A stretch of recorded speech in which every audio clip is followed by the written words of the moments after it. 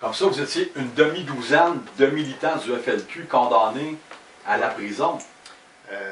Du réseau de Vallière et Gagnon, donc il y a seulement que ceux du réseau d'action qui ont subi des arrestations. Et puis là-dedans, il y en a quelques-uns qui n'ont pas été au pénitencier. Là, des petites sentences de quelques mois, là, qui ont fait dans des prisons provinciales, parce que quand tu as une sentence de moins de 2 ans, tu fais ça dans une prison provinciale. Une sentence de plus de 2 ans, tu vas dans un pénitencier fédéral. Donc là, on était 6, nous, on est arrivés à l'institution Leclerc. Ben, en premier, au vieux pénitencier de Saint-Vincent-de-Paul, en dedans des murs, là, ce qui est aujourd'hui un musée. Puis, des fois, c'est un plateau de tournage pour des films qui se passent en prison. Mais il y a un musée dans l'ancien pénitencier de Saint-Vincent-de-Paul. Donc, j'ai été arrivé là en juillet 1967, en plein été, il faisait chaud. Et puis là, dans ce pénitencier-là, à Saint-Vincent-de-Paul, il y avait une aile pour les jeunes de moins de 21 ans.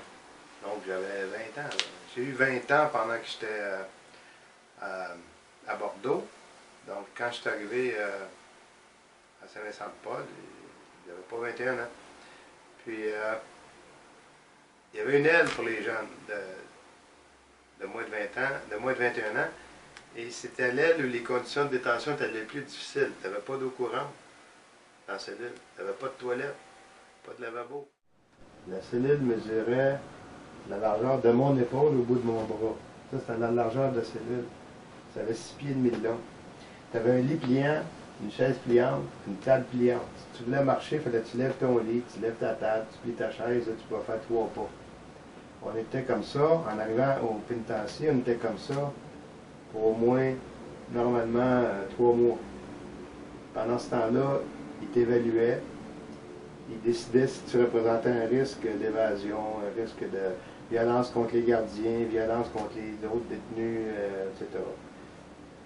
Puis, confiné combien d'heures par jour dans la cellule? 23 heures par jour dans la cellule. On sortait 1 heure par jour. Quand tu arrives, c'était comme ça. Aujourd'hui, c'est différent, mais c'était comme ça dans le temps. Je ne sais pas pourquoi, mais ils mettaient les plus jeunes dans l'aile où les conditions de détention étaient les plus dures. On avait un seau avec de la chaux, et puis pour nos besoins. Et puis on avait un pichet d'eau, et c'est tout. Là, il y a des détenus qui nous apportaient des livres, puis parce que quand tu arrives, tu n'as rien, là. Mais il y a eu une espèce de comité d'accueil quand on est arrivé au vieux pénitencier de Saint-Vincent-de-Paul. Il y avait des sympathisants felkistes qui étaient là. C'était pas des felkistes, c'était juste des sympathisants. Et chacun de nous, on a reçu un gros sac plein de cantines, là, de tabac, de chocolat, liqueur, savon, pâte à dents, brosse à dents. Gratuit comme ça, là, pour nous accueillir. Puis des livres, des revues. Donc il y avait une espèce de comité de support aux felkistes qui arrivaient en prison. Mais il n'y avait pas de felkistes sur place. C'était des détenus qui faisaient ça pour nous. Des sympathisants. Qui étaient d'accord avec votre lutte? Oui, absolument. Alors là, donc ça s'est bien passé. Puis finalement, ben, on a été, après étude de nos cas, là, on a tous été transférés dans des institutions de sécurité médium. Et donc, moi, j'ai été envoyé au Centre fédéral de formation, qui était une institution encore là, pour des moins de 21 ans, orientée sur l'apprentissage des métiers. C'était à Saint-Vincent-de-Paul. Donc, Saint-Vincent-de-Paul, c'est un complexe pénitentiaire. Bon, il y a le vieux pénitencier qui était là, il y avait le Centre fédéral de formation, il y avait l'Institution Leclerc, il y avait le B16. Plus tard, il y a eu le Super Maximum qui était construit, là. Donc, j'ai été transféré au Centre fédéral de formation.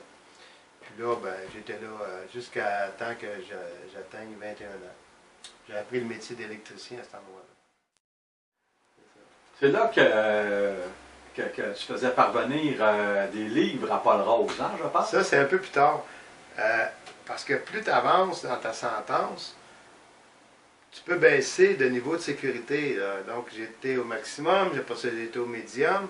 Puis là, en 1968, 72, j'étais au minimum. Puis le minimum était immédiatement à côté du vieux pénitencier de Saint-Vincent-de-Paul. Ça s'appelait le B16. B pour, je pense, c'est le bâtiment numéro 16.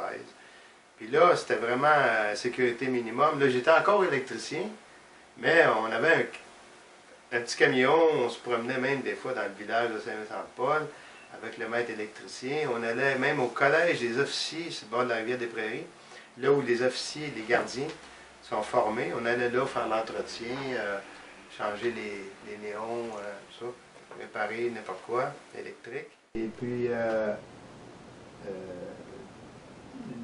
donc la sécurité était très très faible. Puis je pouvais avoir des livres. Je pouvais rentrer des livres sans passer par la censure. Donc je recevais des Pékin Informations, des brochures, Pékin Informations. Je faisais rentrer des petits classiques du marxisme-léninisme. Et de Lénine, Marx, il y en a peut-être dans ta librairie aussi, je ne sais pas. Oui, absolument. Des petites brochures, là. Ah oui, oui, des petites brochures, oui, sont plus là. Là, oui, je sais qu'est-ce que tu veux dire. C'est ça. Coûtait 75 sous, là, bon. Donc j'en avais le petit livre là, rouge de Mao Tse-tung. Bon, bref, j'avais ça, puis je lisais ça. C'est là que je me suis, ni plus ni moins, donné une formation, un début de formation marxiste. J'avais beaucoup de temps pour lire, évidemment, j'étais en prison, toute la soirée, toute la fin de semaine. Puis, au B16, quand on avait besoin d'aller à l'infirmerie, ben, il n'y avait pas d'infirmerie au B16. Donc, les gardiens nous amenaient à l'intérieur du vieux pénitencier de Saint-Vincent-de-Paul, où Paul Rose était, entre-temps, il était arrivé, lui, là. Après ses procès en 71, il est arrivé au vieux pénitencier. Donc, moi, je rentrais là, puis je cachais des livres ou des brochures, des revues dans mes vêtements. Puis, on n'était pas fouillés parce qu'on venait du B16. Et puis, rendu à l'intérieur, soit que je rencontrais Paul en personne, puis j'y donnais, ou je donnais ça à un autre détenu, discrètement lui disant « donne ça à Paul Rose » à l'infirmerie, parce que là, on côtoyait des détenus du maximum. Donc, c'est comme ça que j'ai pu fournir de la littérature marxiste à Paul Rose. Ça m'a été raconté par Paul. Oui, tu l'as raconté. Oui, Paul m'a raconté qu'il recevait comme ça. C'est comme ça qu'il a commencé à lire du Mao Tse-tung, qui me disait. Donc, c'est toi qui lui faisais parvenir ça. Puis ça, là, c'est pas grand-chose, hein, mais c'est une petite victoire. Quand tu es en prison, et qu'il pense qu'il te contrôle, et que lui, dans sa cellule, il lit Mao Tse-tung, Staline, Lénine, c'était déjouer le système. Puis les détenus sont toujours en train de chercher des moyens de déjouer le système. Tu me racontais aussi, pendant la crise d'octobre, à un moment donné, toi et tes camarades, vous pensiez être justement transférés à Cuba. Ouais. Ben, pendant la crise d'octobre, j'étais à l'institution Leclerc, c'était en 70. Puis on suivait tout ce qui se passait là, par la télévision. Puis là, à un moment donné, on a eu une visite de nos avocats. Robert Lemieux qui est venu, Bernard Mergler qui est venu. Puis là, ils nous ont demandé qu'est-ce que vous voulez faire, parce que si le gouvernement accepte de vous échanger contre les otages, Cross et Laporte, ben, la demande des Filkis qui sont dehors, c'est que vous allez à Cuba. Alors, c'est ce que vous acceptez. Puis, il y en a un qui a refusé. Ah oui, ah oui. On peut-tu savoir c'était qui? Ben, c'est Serge Demers. Lui, il s'est dit, il ne me reste pas beaucoup de temps à faire avant que j'ai une libération conditionnelle. J'aime mieux faire encore un an, puis avoir une libération conditionnelle. Il escomptait l'obtenir, c'est jamais sûr.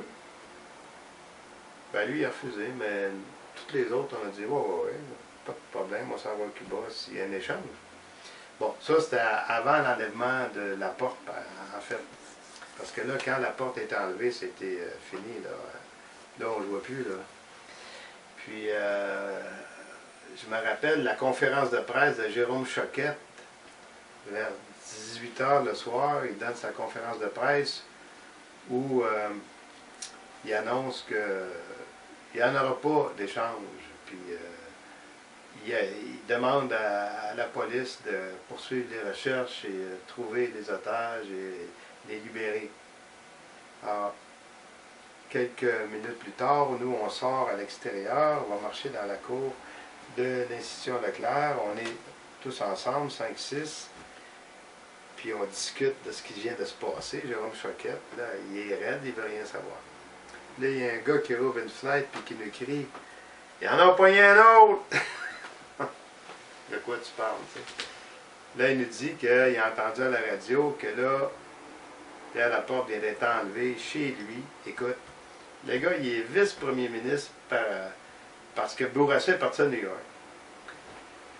Le ministre de la Justice fait une conférence de presse disant qu'il n'y en aura pas de négociation, puis une demi-heure plus tard, le FLQ il enlève le vice-premier ministre. Là, nous autres, oh boy, les gars sont organisés. Il y a un plan A, un plan B, puis un plan C. Oh boy, ça va jouer dur, là, tu sais. Mais là, on s'est dit, ah, ben là, ça se peut pas, là. Le gouvernement va céder. Là. Ils ont pogné le vice-premier ministre, c'est pas rien, là. Il n'avait aucune protection. Le gouvernement ne prenait pas ça au sérieux. C'est assez incroyable. Assez incroyable. Alors, bon, en tout cas, c'est... Comme quoi, comme tu disais plus tôt, l'État canadien ne considérait pas le FLQ comme étant une menace sérieuse pour la sécurité de l'État Ni l'État canadien, ni l'État québécois, de toute évidence. Peut-être, ben, en fait, je pense que la GRC avait un portrait plus exact de la vraie situation. D'ailleurs, on a vu ça avec l'enquête Kebs et puis l'enquête McDonald. Là. La GRC savait à peu près combien il y avait de personnes là-dedans, puis qui étaient les personnes importantes, puis qui avait fait les enlèvements, parce que c'était quand même la troisième tentative. Quand ils ont enlevé Cross, là, l'année précédente, il y avait eu un complot pour enlever le consul américain, puis il y avait eu un autre complot d'éventé pour enlever le consul israélien. Alors,